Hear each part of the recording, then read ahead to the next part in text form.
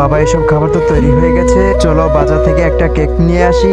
হ্যাঁ রে বাবু, সেটাই করি, চল আগে বাজারে যাই। আজকে তোর জন্মদিন খুব ভালোভাবে উদযাপন করি। আরে ও তো আমাদের কেকটা নিয়ে চলে যাচ্ছে। ওই লোকটা তো এদিকে আসলো, হঠাৎ করে আবার গেল কোথায়? মালকিন, আপনার কেকটা নিয়ে চলে এসেছি। মনা, ভিতরে চল, আজকে তোর জন্মদিন, কেক কাটবো।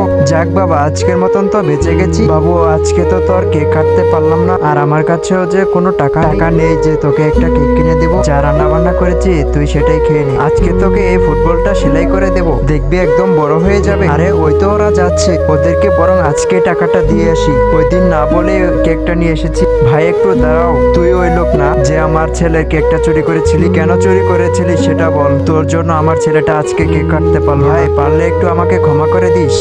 আমি ওই কেকের টাকাটা দিতে এসেছিলাম। কেকের যখন টাকাই দিবি তাহলে কেকটা চুরি করছিলি কেন? ভাই, আমি আপনাকে সবটাই বলছি। রামু, বাজারে গিয়ে আমার মেয়ের জন্য একটা কেক নিয়ে আনিস।